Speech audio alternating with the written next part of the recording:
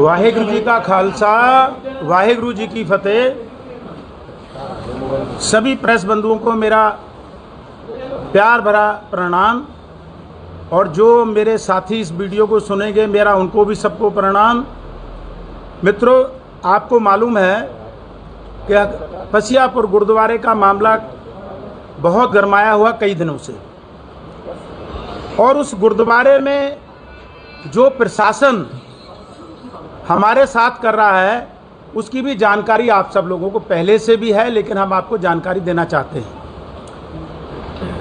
जानकारी इसलिए देनी पड़ रही है क्योंकि आज जो कुछ हो रहा है वो इसलिए हो रहा है कि जिस आदमी को हमने एमएलए बनाया, जिस आदमी को हमने मिनिस्टर बनाया, और उसके साथ कंधा से कंधा मिला के हमने उसके सारे चुनाव लड़ाए और भाजपा के कार्यकर्ता हम रहे। 17 का चुनाव भी लड़ाया और 22 का भी चुनाव लड़ाया, और इस चुनाव के साथ साथ हम लोग इसलिए कि एक सिख समाज का व्यक्ति बनेगा, वो हमारे सिख समाज के अच्छे काम करेगा, सिख समाज कौम की आगे बढ़ाएगा। हमारे सिख कौम में जो पंजाबी है वो कम लोगों को आती है, ये अगर पंजाबी बन जाएगा मंत्री तो ये हमारी बढ़ावा देगा। लेकिन इसने हमारे साथ वो किया है, इसमें शामिल है हमारे डीएम साहब, हमारे कप्तान साहब। आपको मालूम है कि जो परसों घटना हुई, कप्तान साहब और डीएम साहब की मौजूदगी में फायरिंग हुई, आप लोग सब मौजूद थे, और जो फायरिंग हुई वो हम लोग दूर खड़े थे, जबकि हम वहाँ नज़दीक भी नहीं थे। जो लोगों को मारा पीटा वो सब आपके सामने है, हमने पहले भी बोल दिया। ये इसलिए मैं कह रहा हूँ कि एक बहुत बड़ा अधिकारी है, वो मुझे भी नहीं मालूम था। मैं और बलदेव सिंह औलख जी दिल्ली गए थे, इसी कमरे में थे, तो एक एजेंट आ गया जिसने गोया में बलदेव सिंह औलख को और उस अधिकारी जिसका नाम संजय कुमार है, गोया में उन्होंने एक होटल के लिए जगह ली है पार्टनरशिप में। तो मुझसे, मैं नहीं जानता था ये क्या है, तो मुझे उस बलदेव सिंह औलख जी ने खुद कहा कि मेरी और संजय प्रसाद जी एक अधिकारी है जो मुख्यमंत्री के कार्यालय में सब वो देखते हैं, उनके साथ मेरी पार्टनरशिप है, और कोई भी काम होगा तो रुकेगा नहीं, तुम दलवारा सिंह बेफिक्र करो, अपने काम बहुत फिट हैं।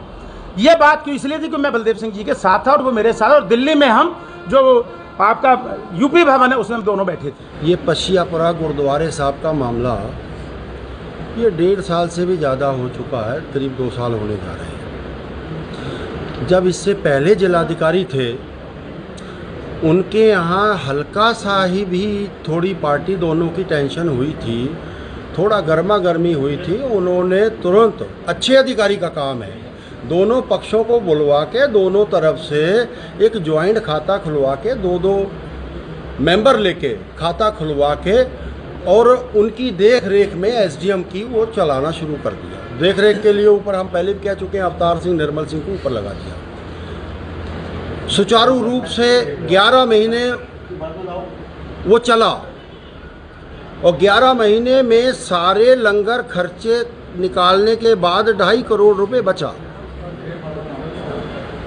तो भाई अब पूछना चाहते हैं, भाई जिलाधिकारी जी, आपको इतनी क्या ज़रूरत पड़ी थी कि आप एक हिस्ट्री सीटर को, एक क्रिमिनल को, और वीडियो हम देंगे आपको, दिए भी हैं, इन्होंने अपने ऑफिस में बुला के उनको इस तरीके से भेजा है गुरुद्वारे तक, स्काउट करा के, जैसे कोई बहुत वीआईपी जा रहा हो। आपने क्यों ये हस्तक्षेप किया? क्या ज़रूरत पड़ी थी आपको? एक अदालत का एक आदेश दिखा दें। हम अनेक बार जिलाधिकारी से 1 साल पहले की बात है मिले, हमने कहा कि उनका अगर एक आदेश भी दिखा दो तो हम अपने लोगों से कह देंगे कि आप छोड़ दीजिए, आदेश कोई है ही नहीं। क्या जिलाधिकारी जी का ये काम है सिविल जज से आदेश कराएं, और आदेश करा के किसी को क्या मुझको भेजें? 57 नंबर 56 नंबर गुरुद्वारा है जो हम लोगों ने अपनी दरख्वास्त, जब हम बहुत लंबी लड़ाई यहाँ लड़ते रहे, हमने धरना भी दिया अम्बेडकर पार्क में, किसी तरीके हमें अपनी बात हम अपने मुख्यमंत्री जी के समक्ष रख सकें, हमें उनके अलावा किसी से उम्मीद नहीं थी। हम जब अनेक चक्कर लगा चुके, डीएम एसपी के, कमिश्नर साहब के पास भी हम अनेक बार अपनी फरियाद लेके गए हैं, लेकिन हमारी कुछ नहीं सुनवाई हुई। फिर मुख्यमंत्री जी के पास हम गए, हमने अपनी सारी कहानी उन्हें बताई, उन्होंने उसकी जांच कराई। जांच कराने के बाद उस जांच में ये सच पाया गया कि 56 नंबर में गुरुद्वारा है, और गुरुद्वारा जो 56 नंबर में है वो कमेटी नवाबगंज की जो है उनके नाम उसकी डिग्री है और वो उसके हकदार हैं, उन्हें वहाँ सेवा करनी चाहिए। गुरु जी का खालसा, वाहिगुरु जी की फतेह। मेरे साथियों ने गुरुद्वारा बाबा दीप सिंह पशियापुर पे बहुत सारी चर्चाएं की हैं। इससे अलग थोड़ा सा मुद्दा मैं, जो वास्तविकता है वहाँ की 56 और 57 नंबर की, मैं उस पर थोड़ी सी चर्चा करना चाहता हूँ कि ये जो गुरुद्वारा है ये लंबे समय से 56 नंबर में था, जिसकी जानकारी चकबंदी अधिकारी ने भी दे रखी है। 1980-83 की बात है, तो उस समय एक रिपोर्ट है जिसमें गुरुद्वारा 56 नंबर में दिखाया गया है। उसके पश्चात जब इसका एक सिविल कोर्ट में एक जजमेंट आया था, उस जजमेंट में भी गुरुद्वारा 56 नंबर में क्लियर लिखा हुआ है। तीसरी बार जब हमारी टीम जो है, जब हमारी यहाँ कोई सुनवाई नहीं हुई, तो माननीय मुख्यमंत्री जी के पास जब हम पहुँचे, वहाँ जाकर के अपनी फरियाद रखी, तो उन्होंने हमारी फरियाद को सुनकर के, जब हमने कहा कि रामपुर के प्रशासन से हम इससे कोई न्याय नहीं मिला, हम ना वहाँ से न्याय चाहते हैं, किसी और ज़िले से उसकी जांच करवाई जाए, तो उन्होंने मुरादाबाद मंडल को लिख दी और मुरादाबाद मंडल से इसकी जांच हुई। जांच में फिर उसको हमने आरटीआई में लिया, तब हमें जाकर के मालूम हुआ कि ये जो गुरुद्वारा है ये वही जैसे पहले आदेशों में है वैसे ही ये 56 में है।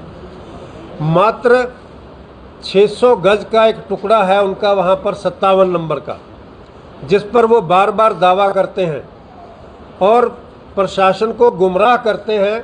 उन्होंने 57 नंबर का एक 600 गज का ट्रस्ट बना रखा है, उस ट्रस्ट के माध्यम से वो गुरुद्वारे को हड़पना चाहते हैं। मेरा नाम प्रतपाल सिंह है और मैं रुद्रपुर से गुरुद्वारा प्रबंधक कमेटी नानकमता साहिब का मैं डायरेक्टर हूं, और इस मसले पर मैं अपने विचार रखना चाहता हूं, क्योंकि मसला ये सीधा सीधा गुरुद्वारा बाबा दीप सिंह जी पछियापुर से जुड़ा है। किस लिए? क्योंकि एक परिवार और उस एक परिवार से संबंधित नेतागण, जिनका नाम आपके सामने अभी ओपन हो गया है, इन सभी ने मिलके कई सालों तक यहाँ पर अपना धंधा चलाया, दुकानदारी चलाई, और दुकानदारी चलाने के बाद जब कोर्ट से ये साबित हो गया कि उस परिवार का इस जगह से, उस 56 नंबर जो वो जगह है जहाँ पर गुरुद्वारा साहिब सुशोभित है, वहाँ से उसका कोई लेना देना नहीं है, कि आज 2019 से लेकर 2025 हो गया, 6 साल हो गए, वहाँ पर गुरु ग्रंथ साहिब जी के स्वरूप को सुशोभित किए हुए गुरुद्वारा वहाँ पर बने हुए। आज जब चीज़ें कोर्ट के द्वारा सारी चीज़ें जब साबित हो गई हैं, तो आज अलग अलग तरीके से नैरेटिव बनाए जा रहे हैं और सोशल मीडिया पर इसका प्रचार किया जा रहा है कि यहाँ पर एक समाध थी और समाध पर गुरु ग्रंथ साहिब जी का प्रकाश नहीं किया जा सकता। तो 6 सालों में ना उन परिवार को, ना उनके सहयोगियों को जो मिलकर बंदरबाट कर रहे हैं, आपको आज तक 6 सालों में नहीं पता चला था? आज आप गांव-गांव जाकर, घर घर जाकर और सोशल मीडिया पर आप एक नैरेटिव बनाने की कोशिश कर रहे हैं, और उसी नैरेटिव में जो मेरा बोलने का आज मेन मकसद भी है, मैं आपको एक चिट्ठी दिखाता हूं। ये चिट्ठी हमारे गुरुद्वारा प्रबंधक कमेटी नानकमता साहिब के ये महासचिव ने ये चिट्ठी जारी करी है, और वो इनके नैरेटिव में शामिल है। और आपको एक चीज और पता है, इस मीडिया में दसियों बार आ चुका है, जिस तरह के कब्जाधारी लोग ये बन के बैठे हुए हैं पछियापुर गुरुद्वारे में, उसी तरीके से कब्जा करके ये जो टीम है महासचिव की टीम, और इनके 10 लोग जो वहां पर 16 लोगों को बाहर करके और 10 लोग एक ऐसी संस्था के ऊपर, ऐतिहासिक संस्था गुरुद्वारा श्री नानकमता साहिब के ऊपर, और वहां पर भी प्रशासन और शासन की मदद से ये जैसे वहां कब्जा करके बैठे हैं, वैसे ये यहां कब्जा करके बैठाना चाहते हैं।